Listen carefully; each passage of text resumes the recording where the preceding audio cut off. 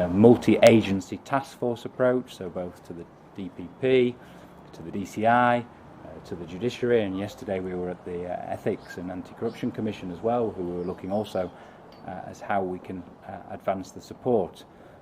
I think equally that 2020 is an important year for Kenyan people to see not just the launch of investigations, but also the conclusion of the prosecutions and convictions and asset recovery. And this is not an abstract topic. If one looks at some of the key cases that are on the table, which I think the DPP explained to us today, that some of the 140 cases that are going through prosecution at the moment, there's, if I remember correctly, DPP, there's something like 213 billion Kenyan shillings in potential asset recoveries. Let's just ask ourselves for one moment what difference that would make to kick-starting the Kenyan economy, to creating jobs and opportunity, in particular for young people, if those funds were put to productive use. So we stand hand in hand with the DPP and his staff through our programme, through the judicial cooperation which is often taking place on some of the complex transcontinental cases, where close cooperation between the judicial authorities in EU member states and the staff of the DPP and judicial authorities in Kenya should hopefully allow for progress to be made. So they are, I think, the key points on our side, and congratulations, DPP, to you and your staff for your work, and we hope to see, as the President said, this also leading to successful outcomes of the prosecutions in the form of convictions and asset recovery. Thank you. Thank you, Excellency. As I don't want to repeat what he said, because basically that's what we've discussed here today. You're in the center. Okay, sorry. I just said I don't want to repeat what he said, because basically that's what we've discussed. And as I've said before, EU is our biggest partner and supporter in the justice system, in the criminal justice system, and not just for ODPP, but the whole criminal justice system. And we are very appreciative of their support.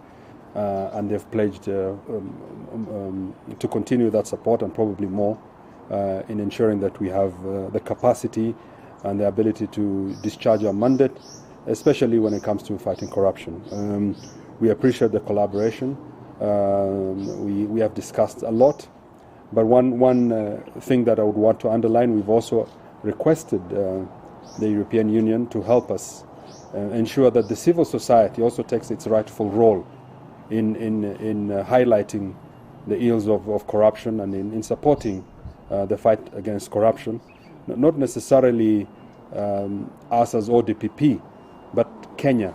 They need to highlight, and they need to take this, fight it through like any other issue that they have handled. And I think the European Union has agreed to support us in that area, to get that support from the civil society. In addition, I think we have, as the Ambassador said, we have committed ourselves to ensure that convictions are brought this year. But then again, we've made it very clear that convictions is not just about prosecutors and prosecution, but it's about the criminal justice system and the chain within it. And it will be as weak as the chain that is weak. And we are asking, and we have given reasons why, we are asking for a level playing field. I think I've asked that severally, without blaming anybody within the criminal justice system. And hopefully we will get that. I think there's been some positive indicators that that will be the case.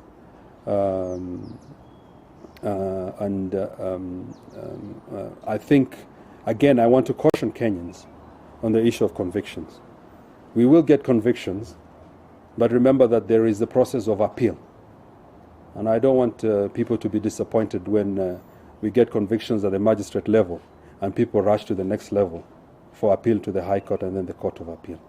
Because then the narrative will change. And the narrative will be, why are these people still outside there, or why have you allowed the appeal to take place? This is constitutional, it's a constitutional right, and people have the right to appeal. So I'm cautioning Kenyans that we are confident we will get the convictions. But once the appeal process kicks in, the blame should not be shifted to the ODPP or investigators or any other person. And neither should they blame the judiciary, because it is the right of everybody to have an appeal and to appeal against any ruling that is there until they exhaust the whole criminal justice process. I think I don't want to belabor too much on this issue. We are committed when it comes to issue of recovery. This year you will see huge recoveries. We now have the prosecution fund that was set up last month. We already have 2.9 billion in that account. We're setting up an administrative regulation and team that will oversight it. It will be independent from the ODPP. It will be transparent, and the funds and the monies will be there for Kenyans to audit if they want, and we will ensure that the team utilizes the money appropriately for restitution, because the issue will be prudent utilizations of those funds to restitute where they were stolen from. And of course, part of the money will also be utilized to enhance the capacities of investigators and prosecutors. We have pledged a lot more for this year. We will be concentrating in delivering, this is the most important thing, in delivering convictions this year. I think with those few words, probably the last thing that I will talk about is the respect of court orders. It is very important for all of us to respect court orders. And the ODPP has been at the forefront in enforcing court orders, whether they be bail terms, enforcing bail terms, or otherwise. And we are urging everybody to do that. However, it should be very clear that we did have a contempt of court act that was, however, pronounced to be unconstitutional by the judiciary. And because of that, we have no recourse to enforce it, from a criminal perspective. We had to revert back to the English law, which is civil in nature, and we are asking that we are in discussion with the Attorney General for that particular act of contempt of court act to be brought back, so that those who break and do not enforce court orders will then have to face criminal proceedings.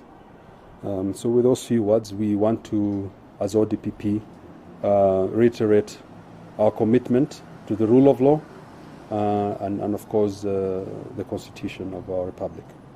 Thank you, and God bless Kenya. Yes. Niko na swali, niruhusu nizungumze kwa Kiswahili kwa mtazamaji wetu wa Inoro. Kuna kesi ambayo ulikuwa umepeleka mahakamani kumhusu gavana wa Samburu, Naam, ambayo ODPP imeshindwa katika kesi hiyo. Dhidi ya ufisadi, sasa wacha nikwambie, nimeona hiyo imesambazwa kila pahali, lakini nyinyi kama wanahabari pia tafadhalini mchunguze mambo ile ambayo mnapewa. Hiyo order unayosema ilikuwa May 2019.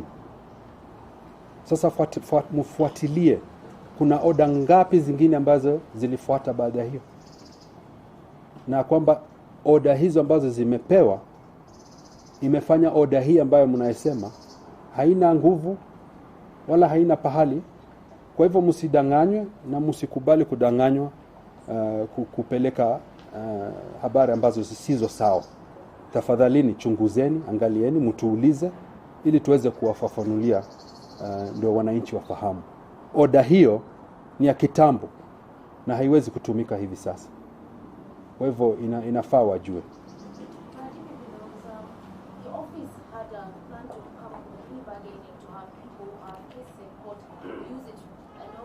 Try to reduce the backlog of cases.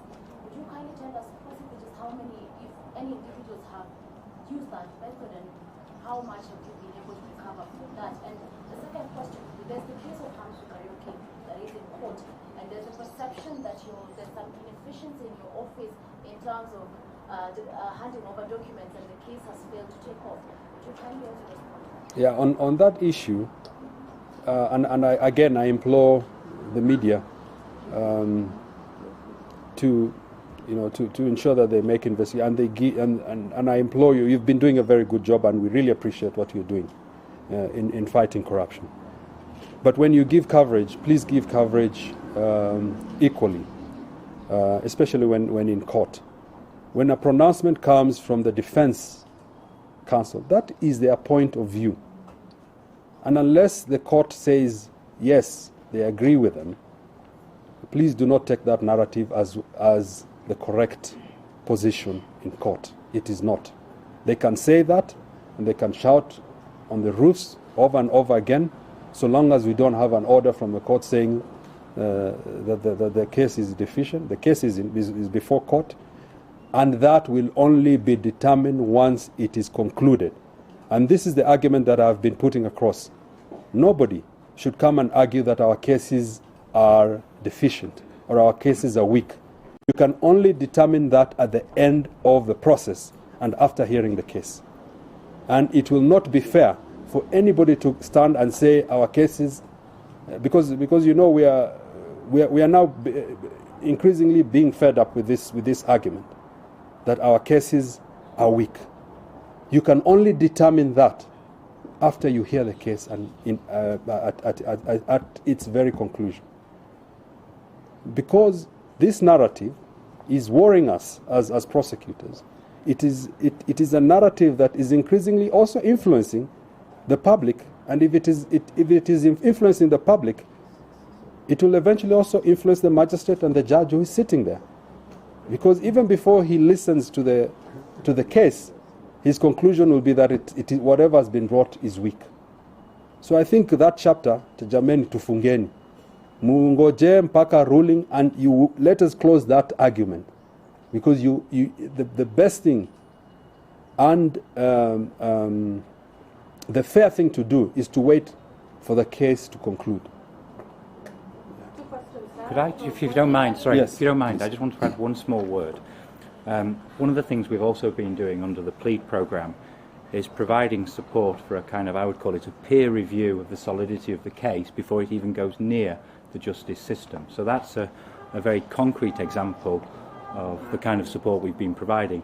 I think it's also important from our perspective, when we look at the analysis we make and report back to our capitals, to look at facts. And I think, unless I'm wrong, the data we have shows that I think of the cases that the DPP prosecuted last year, which ended in a judgment, I think the conviction rate was 90% or above, which a priori doesn't suggest that in the vast majority of cases there are gaps. Mtazamaji